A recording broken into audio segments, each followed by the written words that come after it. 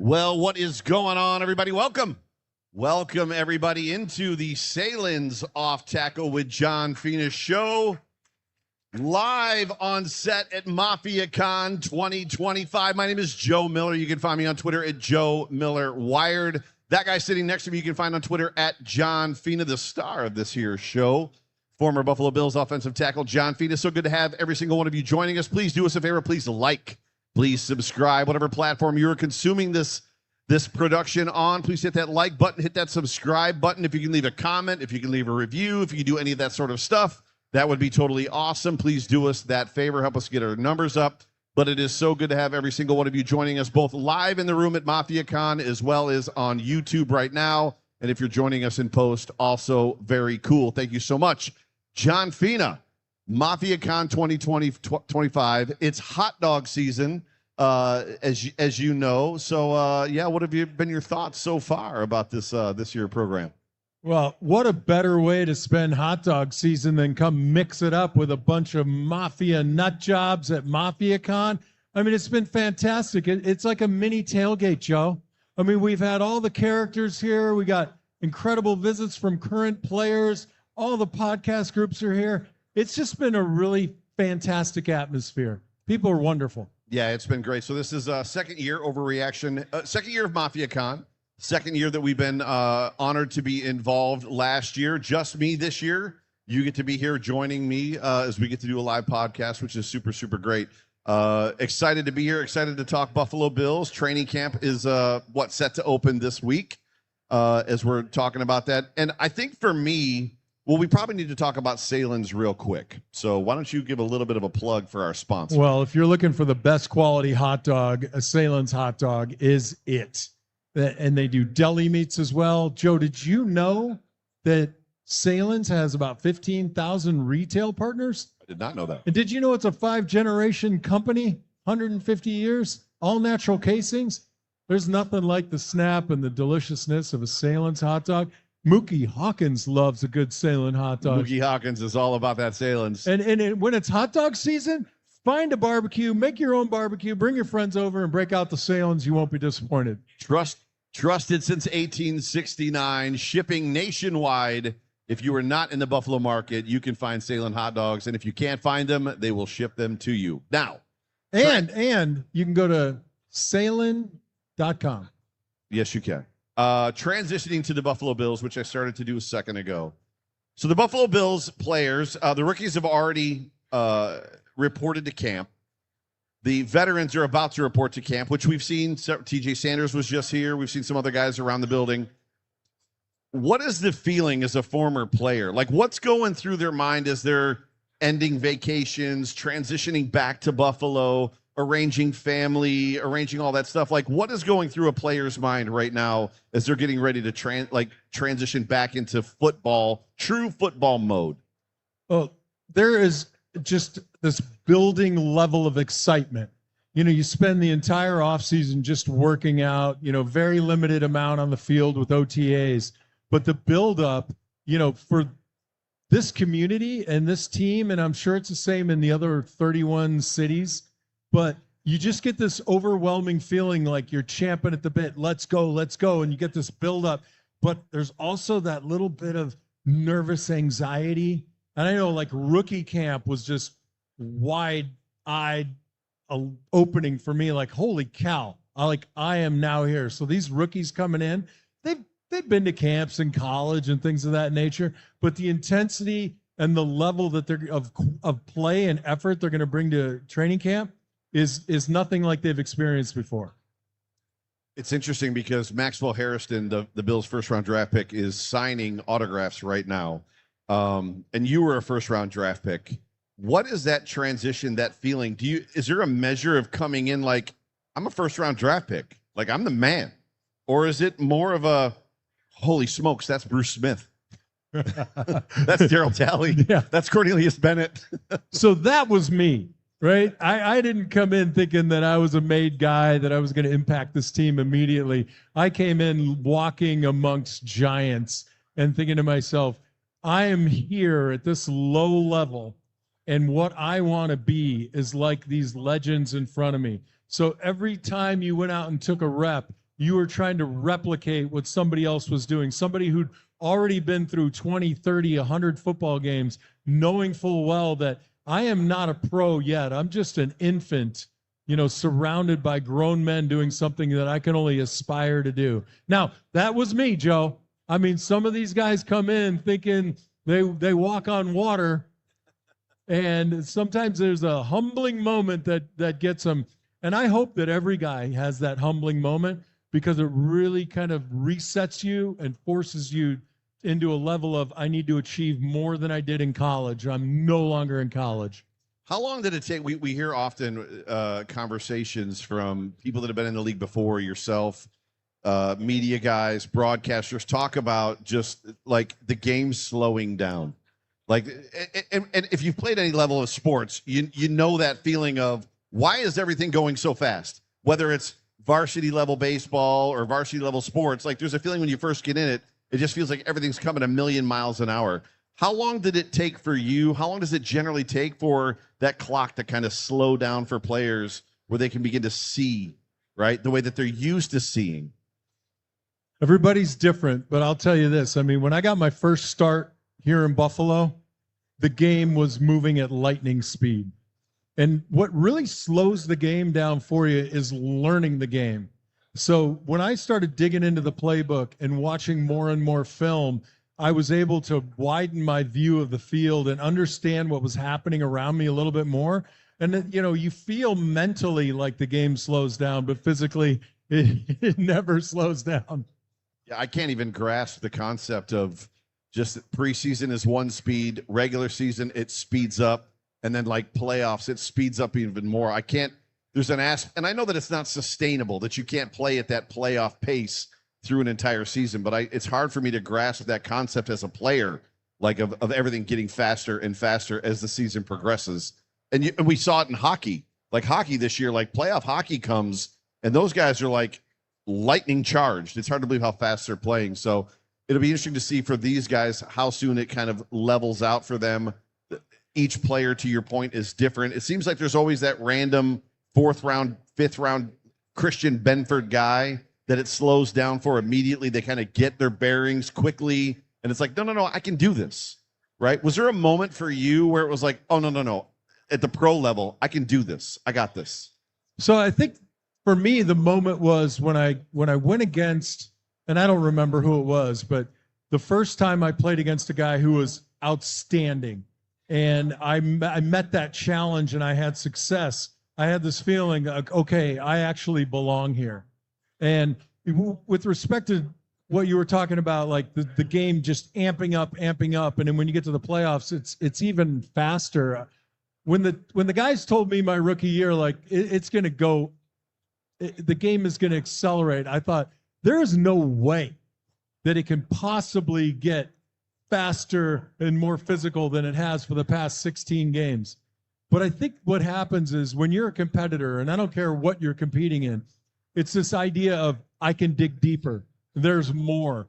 And 16, 17 games, that's a long season. You're worn out, but then mentally, emotionally, spiritually, you just dig for a little bit more. And that little bit more is what, puts you one game closer to the Lombardi. So we hear Josh Allen talk about just training camp and his love for the opportunity to be with the guys. They're segregated. They're set apart from the rest of the world. They're at St. John Fisher. You went through obviously 10 training camps. Can you speak to that moment, like that time away where you are like isolated with your team? Obviously your training camps, even with Club Marv, are way different than they are today. But like speak to just like, what does it do to the player from a bonding standpoint, a unity standpoint going into the season, the time that they're about to have right now? Well, you really hit on it, because part of training camp is the physical nature of getting prepared, implementing new things into the playbook. But beyond that, how can I really congeal with this team? Training camp is about developing deeper relationships with your teammates. You generally leave training camp with a group focused on one goal, and that's the whole thing. It's the only time before the season and throughout the season where you're all locked away together. And that's when you establish those relationships, you establish that understanding in your room, among your teammates. And that's the type of thing that you have to continue to pull on throughout the season because, people have wives, people have kids, they live all around, but you're stuck together. You got to make that relationship work throughout the season. Yeah, my brain goes immediately to the movie Invincible about Vince Papale. I don't know if you saw that movie with Mark Wahlberg, but they paint a good picture. And obviously Mark Wahlberg, Vince Papale in this story, how much of it's conjecture, how much of it's true, we don't necessarily know. But they paint a good picture of like this dude is coming off of the street. He didn't come up the way we all came up. And he starts kind of on the outside. But even as an outsider, and I'm going somewhere with this, even as an outsider, there's a moment where it's like, even though you're outside, I'm still rooting for you and I'm going to help you to a point. And I think that's the question. Is it in training camp always we're here to help each other even inside the competition? Or is it a measure of, I want to do everything I can to get my competition off this football team? So you pose the question a little bit as if it's mutually exclusive. And I think generally guys want to help one another. You typically aren't going to see somebody withholding advice or giving poor advice because it's that competitive nature that you still have to bring to the field. But you don't want a guy next to you doing something that's so wrong that's going to get somebody hurt. So it is kind of an all-for-one strategy, and understanding that I still have to beat you. I still have to look better, be smarter than you on the field. And I want more competition because that's going to make me a better player. Gotcha. So looking at the defensive line, as we get into the position groups and the defensive line, the Bills have done a lot in that space. As we know, Hoyt suspended for 6 games. Ogunjobi suspended for 6 games. Joey Bosa goes through mini camp, tweaks a little bit of a tweaked injury. And then you've got TJ Sanders, who just signed, is now completely in the fold. But when you look at that defensive line, what the Bills are trying to do from a rebuild standpoint, another year where they're pushing a ton of resources and a ton of chips into that defensive line. When you look at all those 4 players in particular, where does each one sit, right? You got 2 guys in training camp, won't be there for 6 games. One guy that has struggled with injury because he's a very fast twitch, go 1,000 miles an hour every single play, which is never always the best idea. And then you've got a guy that's been stunted for contractual reasons, which makes sense, right? Like there's the way that they're slotted, it makes sense that it's not his fault that he hasn't been here, which Bills Mafia needs to know that. It's not TJ Sanders' fault that he didn't report or didn't come in yet. This is how the league works. But when you look at those 4 guys, can you speak to like individually kind of how they're going to transition through this training camp, and how far behind is TJ Sanders? So, you excluded Dwayne Carter too, I think. I did, who's coming off of injury and a rookie year. Yep. So, I mean, now you're talking about a handful of guys competing for 3 or 4 spots, and they all bring a different game. And that's the intriguing part. But for me, I look across the board and I don't really see one as a front runner over the other. I think that training camp is really going to determine where these guys fall within the starting front. But speaking on a grander scale, my opinion is what'll help the defensive front 6 more than anything else is a more confidence and more chances and trust in the secondary. I looked at going back to last year, the pain that I cannot get rid of is that we didn't attack the Kansas City tackles better. And I felt like they were susceptible. But part of that issue was, how are we feeling with Rapp and Bishop and Hamlin behind them, really the middle of the field, that secondary.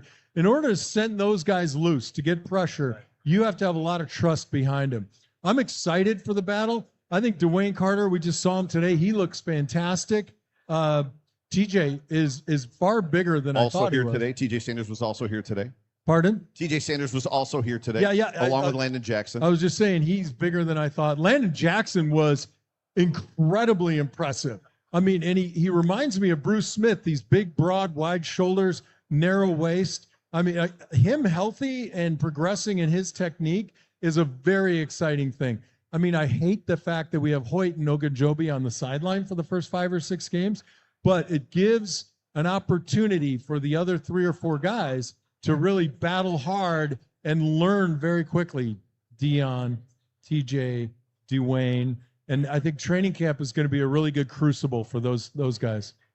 There's always conversation, talk, whatever you want to say around just continuity on the offensive line. With the understanding of what they have behind them, the defensive line, which you just talked about, knowing that Rapp is there, right? So Cole Bishop, we expect to take a starting spot. Benford, Taron Johnson, whether it's Trey White or Maxwell Harrison, they seem pretty strong, stout, set, if you will, in that defensive backfield. What are they going to have to do to generate a pass rush? And how long is it potentially going to take for them to kind of find a groove? Well, again, so the stronger you are behind the front 4 or 6, the more latitude those guys have in the front to do different types of things, not have to hold gaps as much. So really, Bobby Babich has to come up with a game plan philosophy that allows for a lot of freedom up front because you're confident in what's behind you. So for my take, occasionally you just got to give Epinesa and Rousseau a 2-way go. And you got to gamble and you got to let it happen. For me, we just play a little too conservative on the edge. Too much upfield shoulder, contain. Every now and again, you've got to just set that guy up and come under. You know, traditionally what Von Miller would say, I spend the first 2 or 3 quarters setting a guy up, and then I'm going to come underneath. We don't allow our guys to do that as much, and I think with some twists and some games and a little bit more freedom, that will happen. It's funny that you say that because we've witnessed that. I can think of specific games, the Kansas City game in Kansas City that we were at together a couple of years back, where Von Miller was doing certain things throughout the game and then did something different, flushed out Patrick Mahomes, and Mahomes threw the interception to seal the game to Taron Johnson. How do you? The Bills haven't done it. You've talked for years on this show about the fact that like they just don't seem to be developing enough of those moves outside of the bull. And you talked about a 2-way go. And as a fan, and there's other fans here and fans listening, you might want to first describe what a 2-way go is. But where does that come from? Is Von Miller was here. Von Miller's part of like that whole defensive end academy thing. Joey Bosa has been, clearly successful in this league doing this pass rushing. Like, at what point in time are these guys going to begin discovering? I don't know what the question is I'm trying to ask you. 2-way go, and then how do they find what they're good at? So I have the same question, right? If you don't work on those moves, like you got your number 1 move, your second, your third, and your fourth, if you're not spending enough time developing those and understanding against which offensive tackles or guards the one move is going to be better than the other, you might feature it a little bit more, then you really never have the opportunity to do it.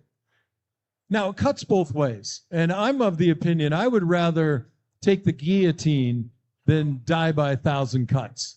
So when you take an upfield rusher and you give him a little bit of freedom and he comes underneath, you have to be willing to accept a quarterback outside the pocket becoming creative and resourceful like we enjoy Josh Allen doing, but that has the downside of big chunks of yardage. But when it works, when Bruce Smith sets a guy up and comes inside and makes that sack at 7 yards deep, it's a game changer.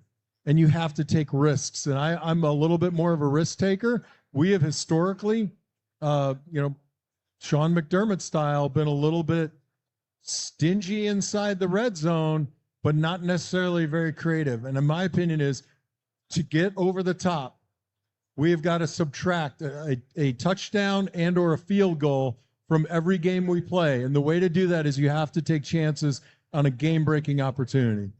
And then the 2-way go thing. Explain the 2-way go real quick. So if you're dropping into coverage and you're rushing 4, typically what you're going to have is your your defensive ends are going to stay on the outside shoulder of the tackles as a contained measure. And then less likely quarterback escaping forward because your defensive tackles can fall off a block and make a tackle for a gain or 2 yards or, maybe a sack or at the line of scrimmage. So when you're dropping into coverage and you tell your defensive ends, no responsibilities. Take that guy upfield, come underneath, go around the outside, whatever you want to do, Picasso, it's your painting. Get out there and paint it. But like I said, say Rousseau comes up on a 4-man rush, he takes the inside, quarterback sees it, he scrambles outside. Now you've got extra time for the quarterback, and you've got receivers scampering all over your secondary, and that's so hard as a corner and a safety. We watch it as Bills fans. Josh Allen does that to teams Josh Allen does it to teams all the time, but it's a risk. But when you do it right, when it times up, there's nothing better than in the second quarter, right around midfield, having your defensive end beat the tackle underneath and just drag the quarterback. You're not wrong at all. It's super good. So when you look at this defensive line, and I feel like that's probably where we're going to land, is on the defensive line, because the offensive line, pretty solid. Tight ends, solid. Quarterback, solid. Running back, wide receivers, for the most part, solid. Defensive backfield. The defensive line is clearly the biggest question mark on this football team, even when, in my opinion, and I've been vocal about it on our network, the Overreaction Sports Network, I've been vocal about this defensive line has not produced with the amount of money and resources this franchise has poured into it. But you've got Javon Solomon, who we have not talked about. You've got Hoyt. You've got Ogunjobi. You've got T.J. Sanders. You've got Dwayne Carter. You've got Joey Bosa. Who do you see kind of like rising to the top? Bosa's an easy pick. I don't want you to pick Bosa. But of the other guy, Ed Oliver, right? Ed Oliver's still there. And obviously the big guy in the middle. Help me out. My brain just started defensive tackle one technique. So, yeah, we're both drawing a blank. Anyways, but for all intents and purposes, of the guys that are kind of question marks, not bad, can they make the team? Question marks, but question marks in the sense of who is going to take the mantle. Yeah, well, first of all, I disagree with you. I think they're playing what they're expected to play, right? Daquan Jones. So they're doing what they're asked to do. And it's not that my particular style of play, but they're doing what they're told to do. Javon Solomon. Don't take chances. Yeah. So for me, I don't like that style, but we do it pretty well. I mean, we're going deep into the playoffs every year. My feeling is to get over that hump, we have to change something. And I think it's philosophically, we have to give a little bit more freedom. We have to take a few more chances up front. I think we have the linebackers behind him to be able to do that. But as far as the guy that I think really has an opportunity to break out, it's Javon Solomon. I love the way he bends.